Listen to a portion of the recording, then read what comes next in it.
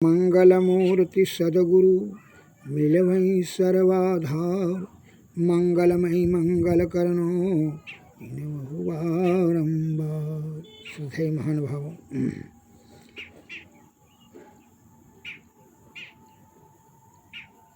बिनु सत्संग विवेक न होई, राम कृपा बिनु सुलभ न सोई। सोई जानो सत्संग प्रवाहो, अलोकन वेदन आन उपाहु।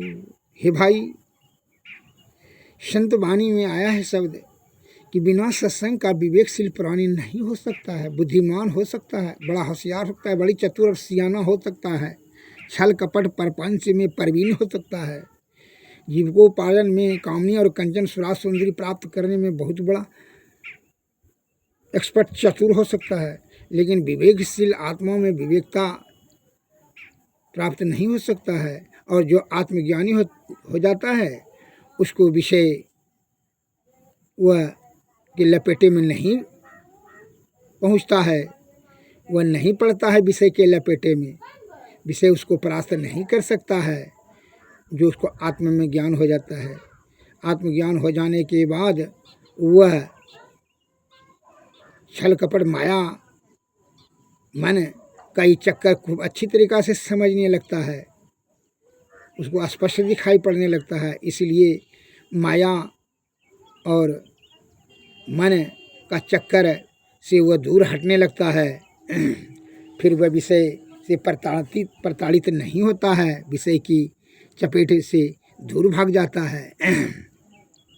कैसे, मैं एक उदाहरण देता हूँ।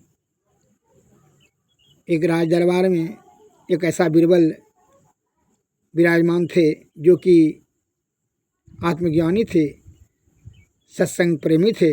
वह सदैव जहाँ सत्संग प्रवचन संत महात्मा क्या करते थे पहुँच जाते थे श्रवण करने के लिए। उनके सुसंगति में राजा साहब भी कभी कभी सत्संग सुनने के लिए चला जाया करते थे। तो राजा साहब ने बड़ा तहे दिल से बीरबल को मानते थे। उनके जो सत्प्रवृत्ति और धर्म प्रेमी होने के कारण से और सद्बुद्धि होने के कारण से उन्हें बहुत पसंद करते थे और बड़ा श्रद्धा और प्रेम से उनका आदर सत्कार करते थे। राजा साहब उनका महत्व देते थे। वह ज्ञानी ध्यानी अपने राज्य में मंत्रियों में सर्वश्रेष्ठ सद्बुद्धि वाले समझते थे। इसलिए उनसे उनके वचन को सुन करके समझ करके अपने जीवन में अमल करते थे।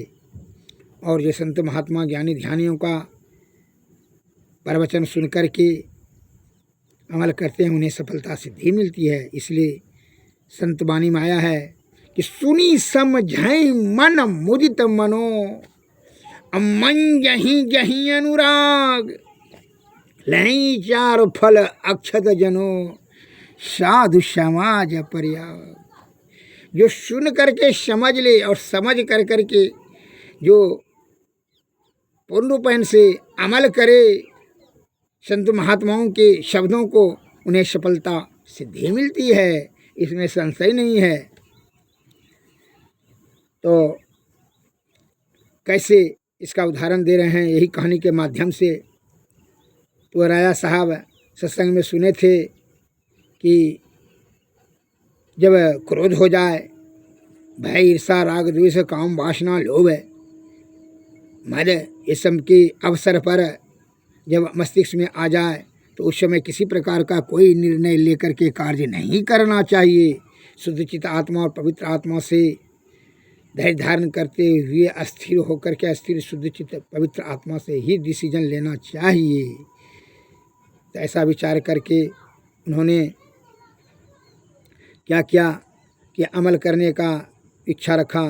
और अमल करने के लिए वह जो है एक दिन की बात हुई कि उनकी पत्नी के साथ में जो है एक सिपाही सो गया था।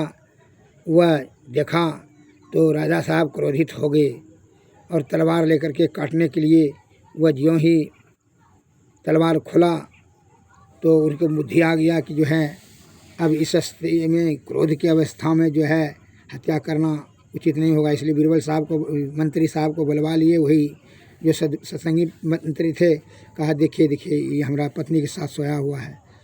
कहा रुकिए महाराज, जो है उनका हम इस डिसीजन दे देते हैं। वह जो है पत्नी को, उसके राजा साहब को कहा इधर आप छिप करके खड़ा रहिए। उनकी पत्नी को उठाया और जगाते हुए बोला कि अरे राजा साहब कहाँ हैं? क्योंकि बगल में तो सोए हुए हैं। ओह अच्छा ठीक है, चलिए जरा भेंट करेंगे, बात गप करेंगे।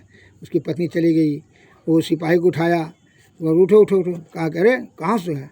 क्योंकि हम क्षमा कीजिएगा, हम सोचे कि बिछावन बिछाते थे रोजे, इसलिए हमने सोचा कि जरा सोच करके देखें कैसा लगता है, इसी ध्यान से रख करके हम सो गए तो नींद में चले गए, क्षमा कीजिएगा। कहिए अब ऐसा गलती नहीं करें। क्योंकि ठीक है भागो।